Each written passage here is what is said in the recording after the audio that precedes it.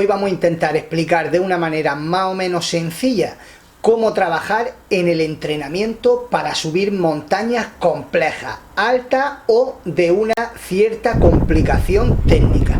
Vamos a intentar deciros qué es lo que yo hago, cómo utilizo mis conocimientos y mis habilidades para poder desarrollarme más aún y luego subir grandes montañas, o ir simplemente a hacer alpinismo, hacer escalada o hacer carreras de montaña de mayor o menor tecnicidad, o sea, más difíciles, más complejas, más fáciles y tal. Vamos a seguir con la faena y ahora seguiremos contando. Aquí está toda la cresta, que es muy llevadera, está muy bien solidificada, el viento no se ha metido y esto quiero verlo bien, ¿vale? En esto lo primero de todo es que tendríamos que tener muy claro cuáles son nuestros conocimientos, nuestras habilidades y nuestras expectativas de progreso. Aquí la sensatez cobra una mayor prioridad, ya que en esto no estamos jugando ni estamos dándonos un paseíto por el campo. Cuando hablo grandes montañas, montañas complicadas, estas pueden ser generalmente superiores a los 3, 4, 5, 6, 7 o incluso 8000 metros, ¿vale? Cuando hablo de hay una diferencia tan alta de entre montañas de 3000 metros y montañas de 8000 metros, porque por ejemplo, para una persona en función del nivel técnico que tenga, hacer una montaña como el Mulhacén o como el Aneto puede ser un grandísimo reto, o simplemente subir al Teide también, que son montañas altas que tienen menos dificultad técnica, pero eso va a ser en función de la persona que esté interesada en hacer esa montaña. Yo voy a contar ahora mismo un poco mi experiencia con la montaña del Ama Dablam. En este caso la hemos hecho en invierno, en una expedición en la que hemos acompañado al gran Alex Chicón en su expedición Road to Himalaya. En esta hemos disfrutado como enanos y al final hemos entrenado durante 3 años aproximadamente con esta montaña ya en mente, pero llevábamos una experiencia de más de 20 años haciendo montaña, desde las primeras salidas a escalar, las primeras carreritas, los primeros entrenamientos, y desde ahí ya se iba forjando el cuerpo y la musculatura para prepararse para un reto de estas características. Al final esto no se consigue de la noche a la mañana, y la mayoría de las personas que suben grandes montañas suelen tener a su espalda un gran currículum o un gran historial de otras montañas y otras ascensiones. Normalmente no subes una montaña de 2 o 3 mil metros, o 2 o 3 o 4 montañas, y de repente te presentan una montaña ya de 7 u 8 mil metros. Vamos a intentar explicar de manera sencilla cómo hemos seguido nuestros entrenamientos hasta llegar ahí. Puede que en este vídeo nos extendamos un poquito, así que si quieres te invito a que te suscribas al canal, le des a la campanita para que te lleguen el resto de notificaciones y toda la información relacionada con temas de la resistencia, con motivación, entrenamiento, trucos, consejos y un montón de historietas que te van a ayudar a ti a que consigas todos tus objetivos. En este caso, pues vamos a intentar ir paso por paso y sacar una serie de reflexiones de esta gran montaña, los valores, analizarla, cómo hemos preparado todo y cómo hemos gestionado ese riesgo residual que estaba en la montaña ya implícito, porque al final cuando hacemos montañas complejas o complicadas siempre tenemos un riesgo. Hay un riesgo que lo asumimos nosotros, que tiene una serie de factores externos a nivel climatología, tiempo, dificultad de la montaña, de la ruta y demás, elección de los diferentes caminos por donde se va a subir, y una serie de factores que pueden hacer más complicada esa subida. En este caso vamos a intentar explicar pues cómo han sido esos factores, cómo lo hemos ido asumiendo, cómo hemos trabajado a nivel psicológico, a nivel físico, y sobre todo cómo hemos preparado una subida de estas características, porque al final, dentro de todo, y una vez aquí, y deciros, bueno, esto lo iré contando ahora un poquito más adelante, pero dentro de la ascensión a la montaña hemos pagado un peaje, que ha sido la congelación de las primeras falanges de los 4 dedos de la mano derecha. Esta mano la tenemos ahora mismo con un guante especial puesto para que favorezca el retorno venoso y demás. Hemos estado 8 días ingresados en Torre Cárdenas, hemos estado más de 15 días con tratamientos específicos en un hospital de día, yendo por las mañanas 5 horas todas las mañanas, y ahora estamos ya en un proceso de recuperación que aproximadamente, bueno, ya puedo estar saliendo a correr, haciendo algo de ejercicio y demás, pero que aproximadamente hasta dentro de 2, 3, 4, 5 meses no podré escalar de forma más o menos normal, y hasta dentro de 8, 10, 12 meses no podré ir a la montaña en condiciones frías, ya que las manos no se pueden exponer a unas temperaturas pues que sean inferiores a los -2, -3, a los 0 grados, a los 4 o 5 grados o así. Si tú que estás al otro lado eres una persona que practica alpinismo, que de una manera o de otra está interesado en practicar alpinismo más adelante, te diré que la conciencia de lo que estamos haciendo, de lo que vamos a hacer, la preparación y demás, es una de las cosas más importantes. Esa predisposición hacia lo que vayamos a hacer nos puede salvar de muchísimos apuros. Incluso tener en cuenta que esto va a ser lo que nos va a hacer disfrutar o no disfrutar de una montaña en concreto. No todos los días que salgamos a la montaña vamos a tener un solecito y un día espectacular y maravilloso. Y no todos los días que vayamos a la montaña vamos a estar en buenas condiciones. Habrá momentos que nos pille peor el cuerpo y habrá momentos que nos pille mejor el cuerpo. Así que eso tendremos que tenerlo muy en cuenta.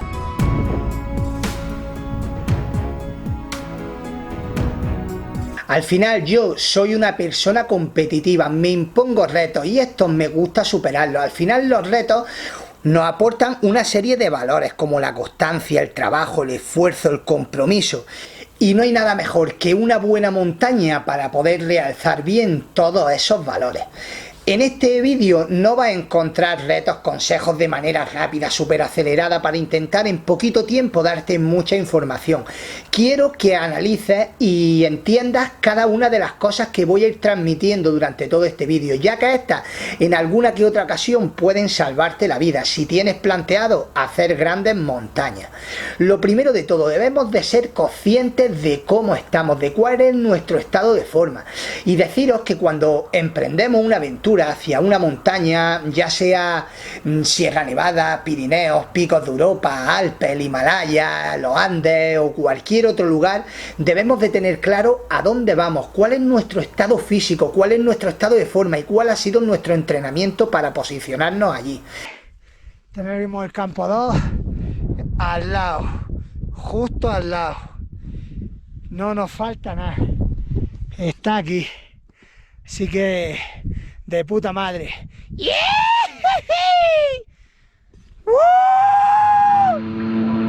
Una de las cosas que he visto en una expedición tan grande como a la que acabo de ir y demás, es que mucha gente el entrenamiento no se lo toma como algo serio, y el entrenamiento de una manera o de otra puede salvarte la vida. Sí, has escuchado bien, el entrenamiento puede salvarte la vida, porque al final todo va a depender de las capacidades físicas o psicológicas que pueda tener cada uno de nosotros, porque cuando te encuentras ahí arriba, cuando estás en lo alto de una montaña o cuando estás en un campo de altura, eres tú contra ti mismo, y es tu cabeza, es tu físico, es tu estado de forma el que va a decidir si vas a subir, si no vas a subir, o si directamente te vas a quedar ahí y no va a volver a bajar nunca más. Ay, me está costando mucho progresar. Bien, ya me queda un poquito, fíjate, 200 metros positivos, 250 metros positivos. Están viniendo rachas de viento muy fuertes, de unos 60 kilómetros por hora, pero bueno. Así que eso debemos de tenerlo claro e interiorizarlo bien. Si queremos hacer alpinismo, subir montañas y entre estas ir poco a poco a más y hacer cada vez montañas más complejas y complicadas, debemos de tener claro dónde estamos y hacia dónde queremos llegar. Cuál va a ser el riesgo que vamos a asumir nosotros mismos y cómo vamos a estar preparados para asumir este riesgo, porque al final los factores externos van a estar ahí, la tormenta, la climatología, el tiempo, los días que esté ahí y demás. Eso al final es algo que está ahí, pero los factores internos, el cómo hayas entrenado, cómo te hayas alimentado, cómo hayas preparado una buena base, cómo hayas entrenado de manera específica para una montaña concreta, eso va a depender de cada uno de vosotros. ¿Cuál será tu psicología? ¿Cuál será tu físico?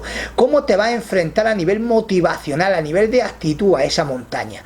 ¿Cómo vas a prepararte para algo de estas características? Voy a intentar explicar un poquito cómo es la montaña de Lama de Ablan para que tengáis un ejemplo perfecto.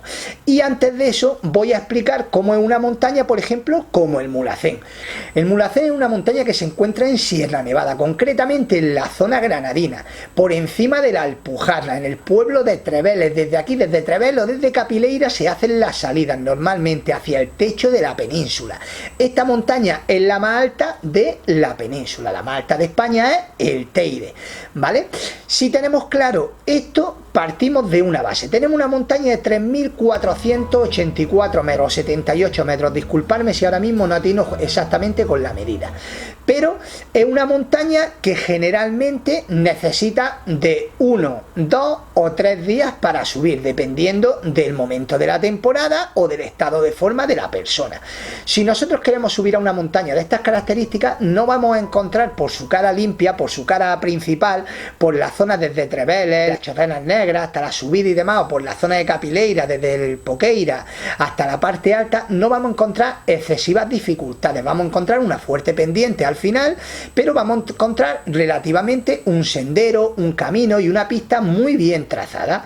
Hasta ahí todo bien. Nosotros podemos decidir qué tipo de montañas queremos hacer, montañas de estas características o ya montañas como por ejemplo el Aneto, en la que ya tenemos una cresta, en la que tenemos un glaciar que tenemos que cruzar, en la que tenemos el paso de Mahoma, una zona en la que quizás tengamos que poner las manos y utilizar un poquito algunos movimientos de escalada y en la que las paredes pueden ser algo más verticales. Y luego podemos tener montañas como por ejemplo, volviendo otra vez al Mulhacén, pero por su cara norte, en la que tenemos que pasar un corredor, hacer una escalada en forma de mixto, hielo, nieve, piedra suelta, dependiendo de la temporada en la que lo hagamos. Cada una de estas montañas puede variar muchísimo dependiendo de la cara por la que trabajemos con ella. Pero cuando decidimos dar el paso a otra montaña ya la cosa cambia. Debemos de estudiar la situación, saber hacia dónde vamos, cuánto tiempo nos puede ocupar esa subida y cómo vamos a trabajar en esta, qué es lo que tenemos que hacer para conseguir hacer esa preciosa cumbre y superar ese gran reto que nos hemos impuesto. Bueno, yo en concreto para ir a la Madablan no había hecho grandes montañas antes. Considero que la Madablan para mí, bajo mi perspectiva, es una gran montaña. Va a haber mucha gente que para ellos grandes montañas sean montañas por encima de los 8.000 metros o de los 7.500 metros. La Madablan es una montaña que tiene 6.812 metros o 56 metros, dependiendo del mapa topográfico, desde dónde se mida y demás, ¿vale? El tema es que esta montaña nos ofrece un poquito de todo. Empieza de forma suave, pasando por una serie de pueblos, desde el valle de Cumbu, saliendo de Carmandú, llegando a Lucla, desde Lucla caminando durante 3, 4, 5 días, dependiendo de las capacidades de cada uno, para llegar finalmente a ese campo base. Ese campo base, dependiendo de la temporada, puede estar más masificado o menos masificado. La experiencia que yo he tenido es que he encontrado la montaña totalmente solitaria, tanto yo como el resto de la expedición que íbamos. Así de una montaña que la hemos hecho en invierno, cuando generalmente no se suele hacer esta montaña hasta hoy. La han hecho aproximadamente unas 45 personas a lo largo de la historia de la montaña. Y es una montaña que en invierno se vuelve muchísimo más complicada, porque en invierno no solo nos afecta el frío. Bueno, cumbre de la Madablan, todo un sueño conseguido, invernal, y he subido solico. Nos afecta la climatología, nos afecta el tiempo, los días son más cortos, el agua tiene que ser derretida constantemente cada día y al final lo que derrite es pues eso, un líquido transparente, no agua como propiamente dicha, como la que puede salir del grifo con una serie de minerales, de nutrientes y demás. Allí necesita aportarle una serie de sales y una serie de aportes nutricionales a ese agua a través de comida, alimentación y demás, para poder estar lo suficientemente hidratado y en buenas condiciones. Esto, si pasamos varios días, nos va menguando, nos va aflojando y nuestro nivel de rendimiento cada vez se ve más influenciado por esa alimentación, por esa falta de descanso, por ese frío, por ese malestar diario. Los días son cortos, amanece relativamente temprano, pero también atardece bastante temprano.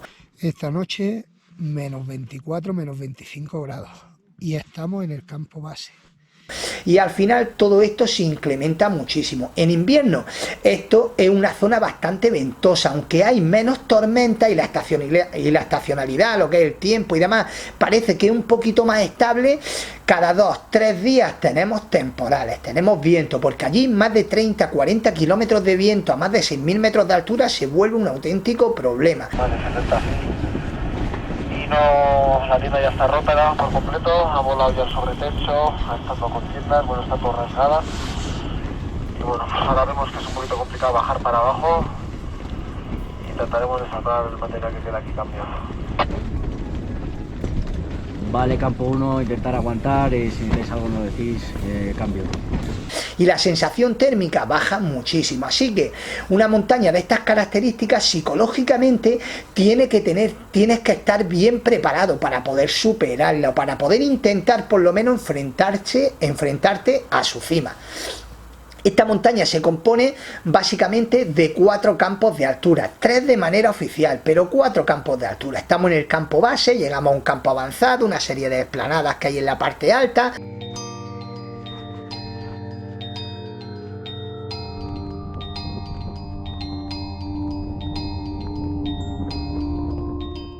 Luego tenemos un campo 1, tenemos un campo 2, un campo 3 y ya finalmente la cumbre.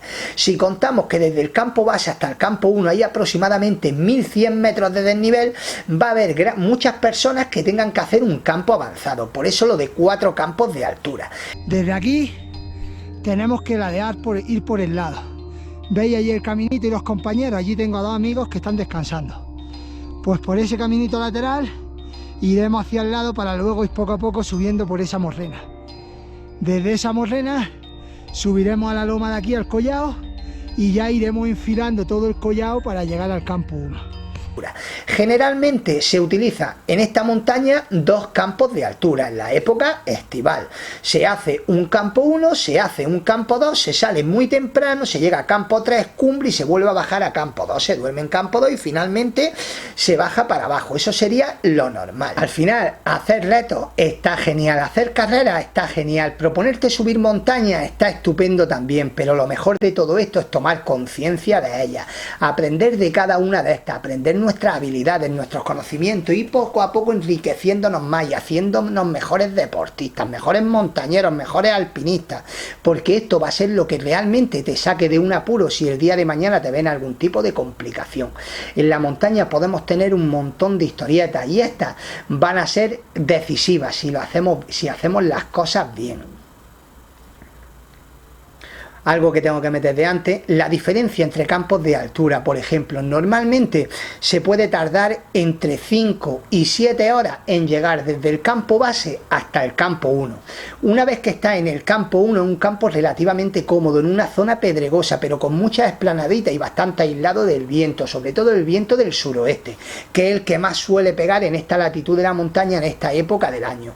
Desde ahí ya nos enfrentamos por una cresta que aproximadamente se nos pueden ir entre 3 y 5 horas para llegar hasta campo 2. Esto va a depender de nuestras capacidades técnicas, de nuestra escalada, de nuestro nivel de forma física, y en función de estas vamos a subir mejor o peor, pero eso entre 3 y 5 horas se nos pueden ir. En el campo 2 estamos en el nido del águila. Allí también tendremos una serie de esplanadas que también podrán estar bastante aisladas del viento del suroeste, tanto más abajo como más arriba, pero debemos de tener cuidado, ya que es un campo muy expuesto y en cualquier momento podemos precipitarnos. Tenemos que tener cuidado, sobre todo cuando vamos en la época estival. Eso está lleno de tiendas y hay muchísima gente y puede volverse un gran problema, así que ahí extremar las precauciones. Una vez que estamos en el campo 2 y subimos al campo 3, tenemos aproximadamente otras 4 horas, 5 horas, puede que incluso 6 horas para llegar al campo 3. Esto va a depender también de las capacidades técnicas. Aquí la cosa se vuelve más vertical, la montaña poco a poco va aumentando su dificultad de manera escalonada. Llegar al campo 2 es físicamente complicado, son 1100 metros positivos. Luego solo hay 300-400 metros de desnivel hasta el campo 2, pero es un campo 2 algo más aéreo por la cresta, escalada y demás. Llegar del campo 2 al campo 3 apenas son 300 metros positivos, pero aquí ya nos enfrentamos a un glaciar, tenemos unas rimallas, tenemos que hacer unos pasos de cresta. algunas zonas más verticales, y las cuerdas fijas que suelen haber o las que yo me he encontrado ahora en invierno estaban muy deterioradas, aunque solo hacía 3 meses que estaban puestas, estaban muy deterioradas. Menos mal que eso, que el equipo de Alex Chicón, que subió con Jonathan García y los 3 Sherpas, consiguieron equipar parte de esas zonas más o menos técnicas, con cuerdas nuevas, en este caso, ¿vale? Pero había muchos tramos en los que no te podías fiar de lo que estaba agarrando, así que yo, como me muevo bien en el terreno de la escalada y en el mundo, en zonas verticales, optaba por ir escalando simplemente. Me ayudaba el Yuma en muchas ocasiones, pero en muchas otras simplemente iba escalando, cresteando y demás, y pasaba de las cuerdas porque prefería ir por mis propios medios. Luego tenemos que tener también mucho cuidado desde el campo 2 hasta el campo 3, o sea, desde el campo 3 hasta cumbre. Aquí vamos a tener un ataque final decisivo. En función de nuestras capacidades técnicas podemos tardar entre 4 horas y 7 horas. Va a depender de cómo estemos, cómo sea nuestro estado de forma. Yo en ese caso tuve que hacer una noche al raso, tuve que estar aproximadamente unas 7 horas intentando dormir algo en el vivac que hice a 6.100 metros de altura con menos 40 grados, o sea, 40 grados bajo cero. Eso al final me supuso un gran problema, y claro, eso pues te pasa mucha factura, y de una manera o de otra me impidió subir con la soltura que me hubiese gustado. También es verdad que durante las diferentes escaladas los crampones noté que no se me acoplaban lo suficientemente bien, y cada vez que daba un paso en la cascada, sobre todo en la zona más vertical, tenía que darlo con mucha atención y fijarme muy bien en cómo lo iba dando para asegurarme de no tener ningún percance ni ningún problema. Al final se me fueron aproximadamente unas 6 horas. Hice cumbre a las 2 menos 5 del día 29 de enero del 2020. Tardé 40 horas desde que salí del campo base hasta que volví a llegar al campo base. Por el camino se me congeló el agua en el campo 2 y solo pude tirar de 750 mililitros de un termo de agua durante aproximadamente unas 16 horas. Suerte que cuando llegué al campo 1, los compañeros que estaban en el campo base habían subido al campo 1 y me esperaban con té calentico. Aquí pude beberme aproximadamente unos 500 mililitros de té calentico y una gran Coca-Cola que me dejó mi amigo el Sherpa, que ahora mismo no recuerdo el nombre. Ay, dejo el nombre aquí en la descripción, porque ahora no me acuerdo, pero está aquí en la descripción. Gracias a él me llevó la mochila, yo llevé la suya, que pesaba aproximadamente 3 kilos, la mía pesaba 10, o sea que fue eso un lujazo. Y desde ahí ya bajé hacia el campo avanzado, donde me volví a hidratar otra vez, que habían otros 2 compañeros esperándome, y ya hacia el campo base, donde pude descansar, meterme una inyección de heparina para recuperar un poco las congelaciones y no tener trombos ni historietas. Pude hacer un baño de contrastes con agua caliente, que ojo, el agua estaba muy caliente. Recordar, si alguna vez tenéis algún tipo de congelación, que el agua esté entre 39 y 42 grados, entre 38 y 42 grados, agua tibia o caliente, jamás de los jamases, agua hirviendo. Nunca uséis agua por encima de los 45 grados centígrados. Esto no es bueno para las quemaduras, independientemente de lo que os puedan decir. La temperatura del agua entre los 38 grados y los 42 o 43 grados centígrados. Lo ideal, hacer varios baños de contraste y al día siguiente intentar que te rescaten lo antes posible. En este caso, llegué a las 12 de la noche al campo base, y pues eso, pues a esa hora pues Alex me estuvo tratando, la verdad es que se portó súper bien y demás, estuvimos ahí liados con las congelaciones hasta casi las 2 de la mañana, me acosté, descansé ahí un montón, me levanté en el desayuno y ya finalmente pude irme en el helicóptero a Katmandú. Para mí fue una pena no haber hecho el camino de bajada por los diferentes pueblos, disfrutando otra vez de ellos, pero sabiendo que atrás me había dejado una preciosa montaña. Tuve que irme en helicóptero, pero bueno, conseguí subir la montaña y bajar la montaña en buenas condiciones, aunque estaba físicamente bastante cansado, pero era un cansancio que podía sobrellevar perfectamente. Iba despacito, pero iba. Tardé 10 horas en hacer el descenso, recordad, 10 horas desde las 2 de la tarde desde las 2 menos 5 que hice la cumbre, tardé 10 horas en llegar abajo, pero por el camino me paré en el campo 2, preparé la mochila, en el campo 1 bebí té, en el campo avanzado también, y eso, me lo tomé con relativamente calma.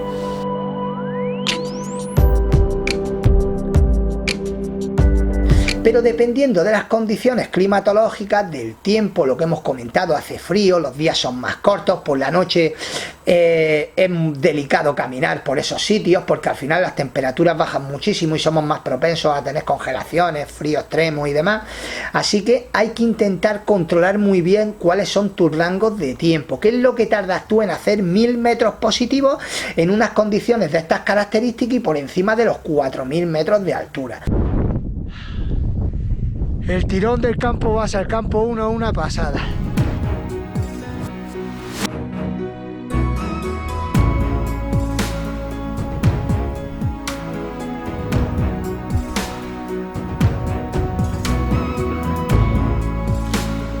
Pensad que el campo base está a 4600 metros, el campo 1 se encuentra aproximadamente a 5700 metros de altura. El campo base, ahí está. Fijaros el mar de nubes y ahora ya por fin sí estamos en alto, casi 6000 metros de altitud. Por delante el campo 2, que ahora parece que está a un tiro de piedra, y el campo 3 allí en el horizonte.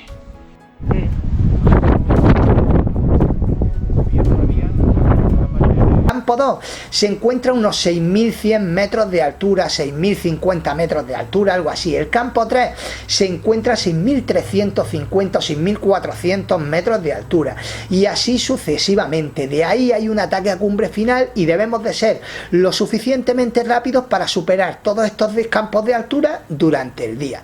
Al final, mi estrategia en esta montaña, una vez allí viendo el panorama, viendo cómo estaba la expedición, cómo éramos todos, viendo que al final yo no tenía ninguna acordada allí, no tenía ningún compañero con el que esté acostumbrado a subir montañas, a escalar y a hacer cosas de este tipo, y yo sinceramente soy muy reacio a coger y enfrentarme a una gran montaña si sé que la persona que está a mi lado no me da unas garantías suficientes de seguridad o de autocontrol. O sea, si yo sinceramente no confío al 100% en la persona que tengo a mi lado, me va a costar mucho subir una montaña de estas características. Puede que para una persona que está acostumbrada a hacer 8000 o a hacer grandes montañas y demás, subir una montaña como esta no le suponga un gran problema.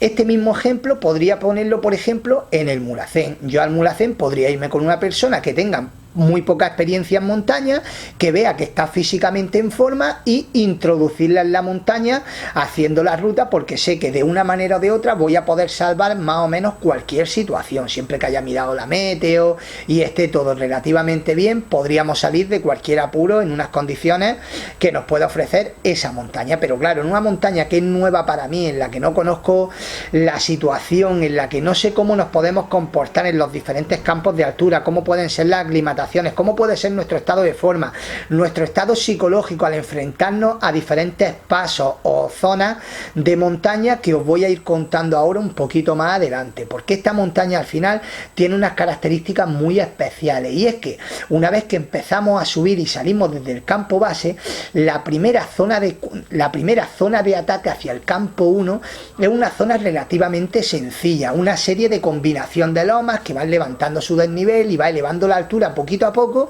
pero no tiene demasiadas dificultades. Una vez que llegamos a los 5300 metros y la cosa se complica un poquito y empieza a haber un caos de bolos, un caos de bloques, una serie de pasos en los que tendremos que superar unos 400 metros de desnivel para llegar finalmente hasta ese campo 1. Si la persona no está físicamente lo suficientemente en forma y no ha entrenado lo suficiente, puede aquí pagarlo bastante, porque ahí es donde vamos al entrenamiento. El entrenamiento no es algo que se hace por gusto. Yo por gusto no decido, me voy a poner fuerte pues porque sí, porque quiero ser el mejor, porque quiero no sé qué. No, me he propuesto un reto, me he propuesto subir a esta montaña y tengo que tener un compromiso bueno, directo y consciente de lo que yo quiero hacer. Fijaros el muro que acabamos de subir.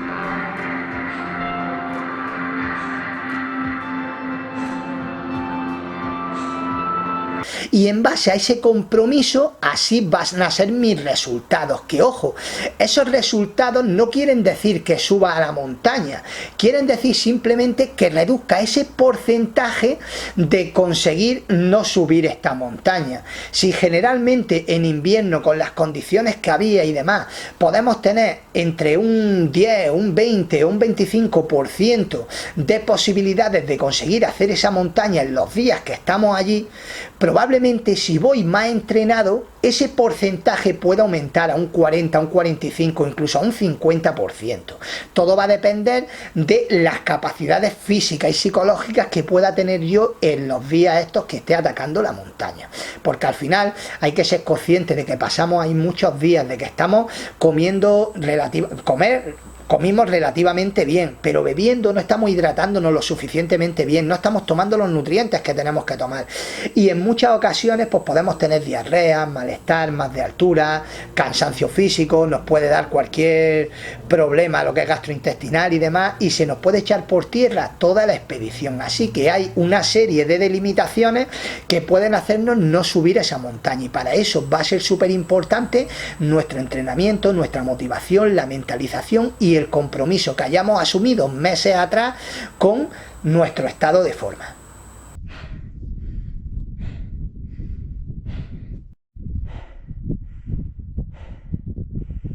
Bien, aquí se ve el último muro de acceso ahí al campo 2. Esto que tenemos delante serán, así como vamos de ligerito, unos 35 minutos.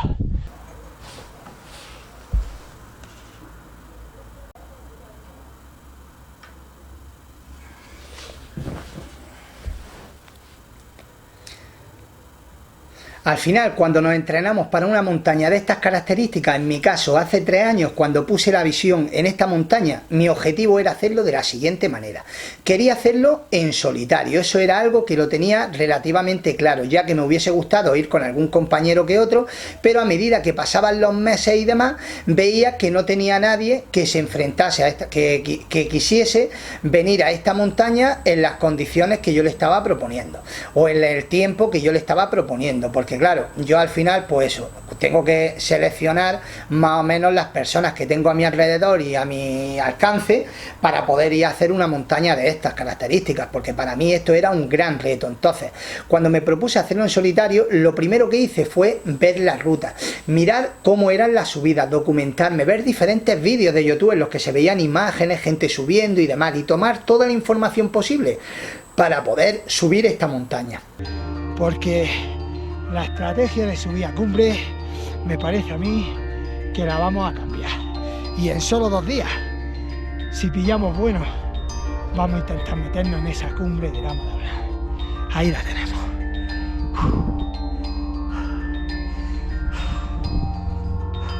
Todo al lado, no nos falta nada, está aquí, así que de puta madre. Al final, ese proceso antes del reto en sí, del entrenamiento y demás, también juega un papel fundamental esta característica técnica, conocer bien la ruta, saber el itinerario, saber cómo vamos a hacer esa estrategia de ascensión, esa estrategia de los diferentes campos de altura, la cumbre y, cómo no, la bajada. La bajada va a ser de lo más importante, y calcular más o menos cuáles pueden ser los tiempos en una bajada de estas características va a ser súper importante. Yo tenía claro que esta montaña tenía muchos pasos de escalada, y apenas estaba allí la iba viendo, subía, bajaba y demás, y me iba aclimatando en los diferentes campos de altura. Subía al campo 1, me aproximé más o menos casi hasta el campo 2, volví a bajar, volví a subir al campo 1, veía las distancias, iba valorando y demás.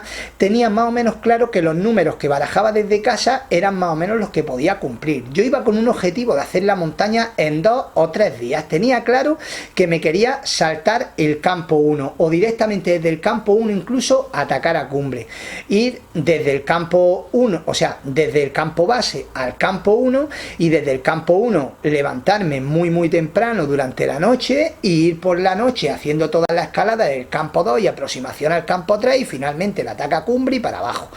o ir hasta el campo 2 y desde el campo 2 atacar a cumbre y para abajo. Pero a medida que nos iban proponiendo diferentes estrategias y demás, no me llamaban tanto la atención. O sea, a mí eso de ir al campo 1, dormir en campo 1, subir al campo 2, dormir en campo 2, subir a campo 3, dormir en campo 3 y demás, siendo invierno, con lo que esto entraña, que al final el viento, las temperaturas y demás se van acumulando, y cuantas más noches pases ahí arriba, más menguado te quedas, más cansado te quedas y más fatiga muscular vas acumulando. Al final yo soy una persona que puedo a día de hoy hacer 1, 2 o 3 actividades de aproximadamente entre 15 y 20 horas en 2 o 3 días seguidos. Si esto lo hago de esta manera, me calculé que aproximadamente en unas 8, 9 o 10 horas podía estar en un campo 2. Si yo estoy en un campo 2 en ese tiempo, al día siguiente soy perfectamente capaz de hacer una actividad seguida de 20 horas. Si yo soy capaz de hacer una actividad seguida de 20 horas, pero tengo poco margen de luz, pero el día es bueno, me puedo planificar de manera que aunque haga mucho frío, si no hace viento, si no hay una temperatura muy baja o mi ropa es acorde a lo que estoy haciendo en concreto, puedo ir lo suficientemente preparado para hacer una montaña de estas características y estar a unas temperaturas pues aproximadas de menos 25, menos 30 grados. Si estoy a menos 25, a menos 30 grados con un buen abrigo, con una buena ropa y preparado psicológicamente para esto y a una altura inferior a esos 7000 metros de altura, ¿vale? Para no tener tampoco ahí una barrera, lo que es física, que es grande, de un mal de altura que me pueda dar mayor, o de ir muchísimo más lento por la montaña y demás, y que me haga avanzar muy poquito a poco, pues creo que puedo superar una montaña de estas características. Al final, una vez que me veo aquí, analizo toda la situación y veo lo que hemos hecho y demás, me doy cuenta que en todo momento hemos sido conscientes del riesgo que estábamos asumiendo. En todo momento hemos tenido un riesgo asumido. Y al final ese riesgo externo, que puede traducirse en forma de miedo, en forma de pánico, en verte ahí en una situación en la que no puedes controlar nada y en la que te ves en un peligro real, no la hemos tenido. En ningún momento me he visto en una situación lo que es extrema. Ni cuando llegué al campo 2 y vi que no estaban las tiendas y que me tocaba dormir al raso, porque al final cuando llegamos al campo 2 por tormentas de días anteriores y el viento, las tiendas se habían volado y nos tocó dormir a 6100 metros de altura, aproximada a una temperatura mínima aproximada de unos menos 40 grados o quizá algo menos. Y oye, pues lo tenía asumido. Psicológicamente yo estaba muy mentalizado de que iba a hacer una montaña en unas condiciones muy frías, porque esta montaña en invierno no se suele hacer.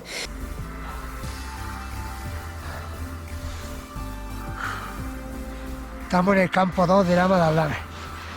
Hoy vamos a pasar una noche de las que creo que no vamos a olvidar en la vida. Pasamos una mala noche, sin lugar a dudas, la más dura que he pasado en mi vida. Las temperaturas bajaron de los 40 grados, bajo cero. Resulta que he venido hasta el campo 2 y aquí deberían de haber 2 tiendas. Y no hay ninguna de las 2 tiendas. Parece ser que se han volado o algo así. Antes de que me den frío en las manos, voy a comer y beber algo y me voy a meter aquí dentro del saco. Me he metido con las botas, el mono este abriga un puñado, así que me quedaré aquí metido hasta las 3 o 4 de la mañana. Me levantaré luego y a ver cómo está el cuerpo, para ver si podemos tirar para arriba. Bueno, cortamos. Y realmente el Himalaya, Nepal, la cordillera esta, me ha atrapado. O sea, me encanta la sensación de poder estar allí en invierno, sin esa masificación de gente. Y al final el frío es un factor que, yendo bien preparado a nivel de material y demás, se puede superar muy bien. Y no descarto volver a hacer otra expedición, esta vez en solitario, acompañado de la maravillosa Cordada Caracol o algunos compañeros de aquí de Almería y demás, para hacer una expedición de aproximadamente 15 días y subir un par de montañas de 6000, 7000 metros de altura. Esa sería una de mis ilusiones después de haber conseguido hacer esta montaña, y creo que va a ser también un objetivo a medio largo plazo, ¿vale? Lo mismo, cuando tienes asumido ese riesgo, sabes que está ahí, pero eres consciente de que estás preparado para lo que estás haciendo, al final te concentras en otras cosas y el pánico no forma parte de ti. Y esto es súper importante que lo llevemos ya entrenado de casa. Yo soy una persona que me muevo relativamente bien escalando en esa altura. No tengo un grado alto de escalada, hace ya muchos años que no escalo a nivel de alto rendimiento, de escalada pues por encima del 7B y demás, o escalada de bloque, escalada deportiva y demás, y ahora pues lo único que hago es de vez en cuando hacer algo de escalada deportiva, que ahora voy a estar parado un tiempo, y al rocódromo y hacer vías relativamente sencillas por debajo del 7A. O sea, no me he movido a dificultades más altas desde hace aproximadamente unos 5 años, 4 años, 3 años, 5 años, algo así. En el sexto grado me muevo relativamente bien. Y una de las cosas que me benefician, a mi juicio, lo que creo yo que me benefician, es que en el sexto grado, sin importarme el lugar donde me encuentre, me puedo mover relativamente bien. Cuando hablo del sexto grado, pues me puedo referir a 6A, 6B, algo así, ¿vale? Si nos metemos ya en 6C, 6C más, 6.000 metros de altura, ahí ya la cosa cambiaría muchísimo. O en mitad de una cresta, con un patio de 2.000 metros de altura o algo así, también la cosa cambiaría muchísimo. Pero en zonas de montaña, zonas verticales como estas que estáis viendo a continuación, me puedo mover relativamente bien. Y esto es algo que me ayuda muchísimo, porque psicológicamente sé que puedo estar cómodo en esas circunstancias y eso te da una gran ventaja frente a la montaña.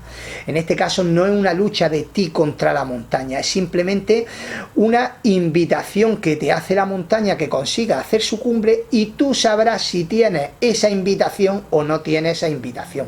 Tú sabrás si te ves como un invitado o te ves como un intruso dentro de la montaña, porque esto al final el que lo decide eres tú. La montaña tiene sus condiciones, la naturaleza tiene sus condiciones y eres tú la persona que está intercediendo y adentrándote en ella.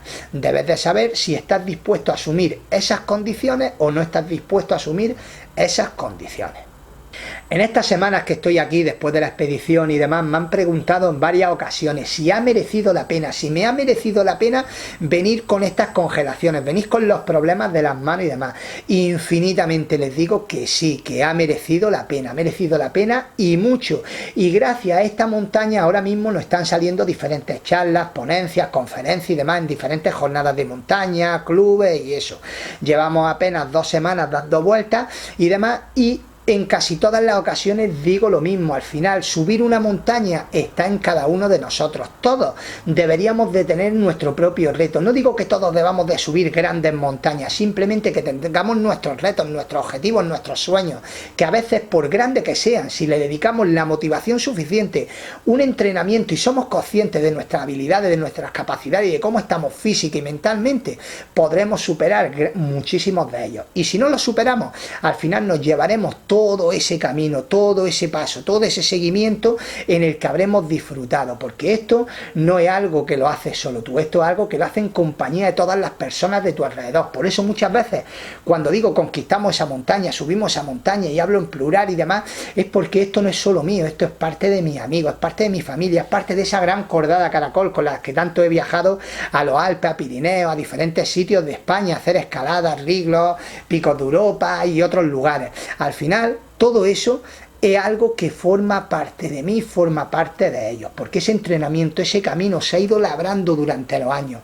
De la noche a la mañana no he decidido coger y subir a esta montaña, y yo no me he visto ahí en un campo base diciendo, oye, voy a subir esa montaña en 2 días porque sí, porque yo lo valgo. No, yo he sido totalmente consciente de que físicamente y psicológicamente estaba preparado para poder hacer esa montaña en menos de 48 horas y en solitario. Iba bien vestido, iba bien hidratado, iba bien comido, iba bien entrenado, y al final, como digo siempre, a las carreras, a la montaña, al deporte, al ejercicio, hay que ir bien entrenado, señores, y eso es lo que importa. Y cuando me enfrenté a esta montaña en solitario, iba acompañado también del equipo de campo base, porque llevaba un walkie en todo momento conmigo, que si hubiese tenido cualquier tipo de problema, podría haberlo encendido y podría haberme comunicado con el resto de los compañeros. Al final, somos nosotros los que decidimos hacer las cosas, y somos nosotros los que intercedemos en esos sueños, en esas metas, en esos objetivos, y al final de cada etapa, de cada meta, de cada reto, nos llevamos muchísimas cosas positivas. Y si no, nos llevamos un grandísimo aprendizaje.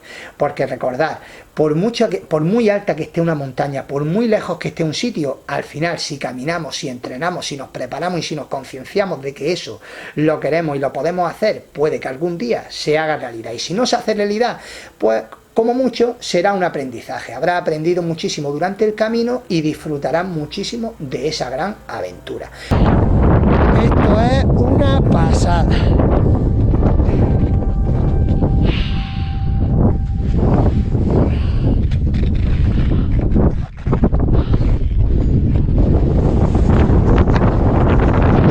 Que os recomiendo a todos que viajéis, os recomiendo a todos que hagáis montañas, que disfrutéis de estas y que al final aprendáis cada vez más lo que es la montaña, lo que es subir montaña y cómo prepararnos para ella.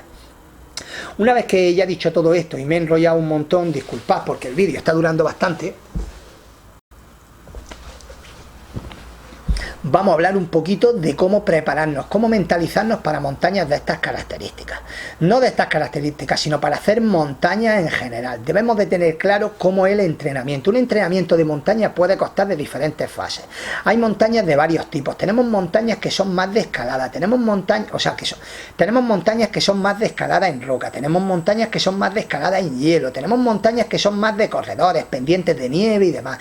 Y luego tenemos más montañas que son cuestas. A esas pueden ser más empinadas, menos empinadas. Podemos tener montañas tipo Mulhacén, tipo Aconcagua, tipo Espolón Walker, tipo Amada Blanc, tipo el Monte Cervino, tipo Mont Blanc y montañas de diferentes tipos. Al final, cada una de estas va a depender de las capacidades físicas de cada persona y del interés de subir cada una de ellas.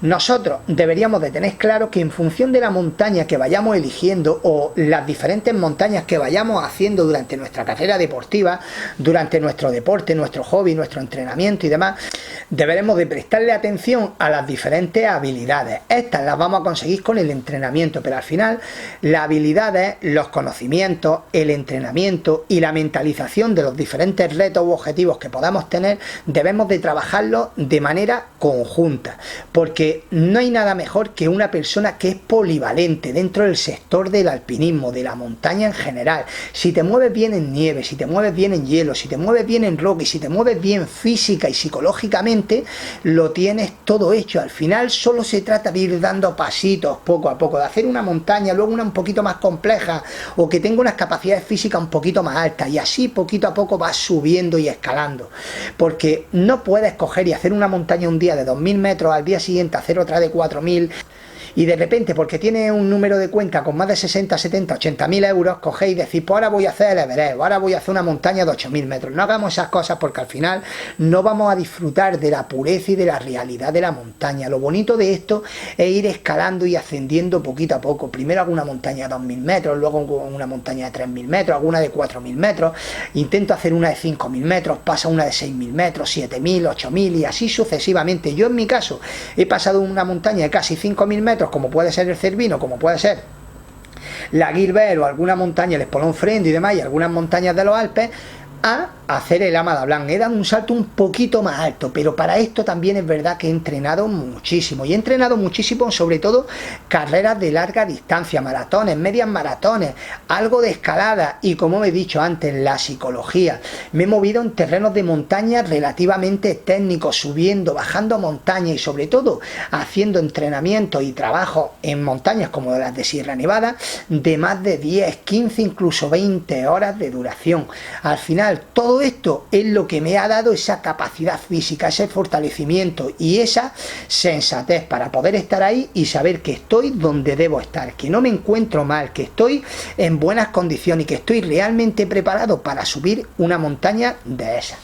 Dentro de esta actividad tuvimos diferentes problemas. Hubo un momento en el que estábamos en la cascada de hielo haciendo la parte alta, en la que los crampones se nos soltaron un poco y íbamos con los crampones un poquito ahí vendidos. Le hice una amarre y tal, me lo pude atar, pero ahí tuvo un momento psicológico bastante intenso. Si no hubiese estado lo suficientemente preparado física o psicológicamente a ese terreno tan vertical, quizá ahí podría haber tenido un problema y a lo mejor no estaría narrando o explicando todo esto en este vídeo. Puede que esto sea una chapa para muchos de vosotros, pero puede que haya muchos que estén al otro lado, que cada una de estas palabras les sirva de ayuda o de guía para en el futuro hacer grandes montañas. Así que tenerlo muy claro. El entrenamiento específico y el entrenamiento para un objetivo, un reto en cuestión va a ser súper importante. Y no solo hay que subir montaña, aunque me contradiga un poco con esto del entrenamiento específico. No solo hay que subir montañas para hacer alta montaña. Si no la tenemos tan a mano, podemos también entrenar de otras maneras. Yo, por ejemplo, no tengo los Alpes al lado y no tengo la posibilidad económica de haber ido a Nepal o a montañas de los Andes o a otros picos en estos 20 años que llevo haciendo montaña. He tenido que ir poco a poco, pues empecé escalando, empecé corriendo un poco, pues sin competir, ni hacer carreras, ni nada. Luego empecé haciendo algunas carreras, fui subiendo de nivel en la escalada, empecé ya a meterme más en la montaña, subí al Mulhacén con la bici, eso me flipó bastante, luego subí con una tabla de snow para tirarme con la tabla de snow, luego subí caminando haciendo senderismo, volví a subir otra vez, fui al Veleta, hice diferentes montañas, crucé Sierra Nevada entera hacia un lado, luego la crucé hacia el otro y al final poco a poco me fui enganchando en esto, fui una vez a los Alpes, 2, 3, 4, 5, 6 y así sucesivamente fue como me fue picando el gusanillo para ir subiendo montañas, pero todo esto fue parte de un proceso, de un bonito proceso que me hizo aprender y conocer una serie de habilidades y de conocimientos para enfrentarme a esto. Decir también que soy técnico deportivo en montaña, que soy entrenador personal y que preparo a gente y la entreno para hacer cosas de estas características, o bien para hacer carreras populares, o bien para subir a una montaña del Mulhacén o para hacer un Everest. O sea, al final preparo gente física y mentalmente para que consigan su objetivo y eso es algo muy bonito. Si vosotros que estáis al otro lado estáis interesados en entrenamiento y demás, podéis pues meteros aquí en el correo que estoy dejando aquí a continuación o simplemente en la caja de descripción, que no sé si estaréis interesados o no. De todas formas, lo que os comentaba antes, os podéis suscribir al canal, que es totalmente gratuito, aquí arriba está saliendo. En este canal vamos a dar consejos de todo tipo, pero sobre todo enfocados a los amantes de la resistencia, corredores, ciclistas, amantes de la montaña, la naturaleza, el aire libre y demás. Pero eso. Bueno, publicidad aparte, historieta aparte y demás. Espero que más o menos haya quedado claro el concepto de esta montaña. Espero que haya quedado claro todo lo que he dicho hoy. Y ya os digo, en este vídeo me daba igual un poco enrollarme más. He intentado ir despacio y pausado, que lo entendáis todo, que lo comprendáis todo y que a partir de aquí hagamos un buen análisis de conciencia. Muchísimas gracias a todos los que habéis estado al otro lado. Y ya sabéis, si necesitáis algo, si simplemente, oye, queréis algún tipo de charla, conferencia o contar esto en vuestro club, en vuestro ayuntamiento, en vuestro pueblo, en vuestra ciudad o algo, simplemente tenéis que contactar conmigo, estoy a vuestra total disposición. Y lo mismo, en el correillo, aquí en la caja de descripción tenéis toda la información que necesitáis. Muchísimas gracias y hasta luego. Y eso. Bueno, pues ya estamos saliendo del campo base de Lama de Blas y así acaba nuestra experiencia. Al final hemos conseguido hacer la cumbrecica de esa preciosa montaña, pero ahí viene el helicóptero, nos vamos en el pajarillo. Se ve que las congelaciones estas son más serias de lo normal y los guantes han terminado hecho una mierda.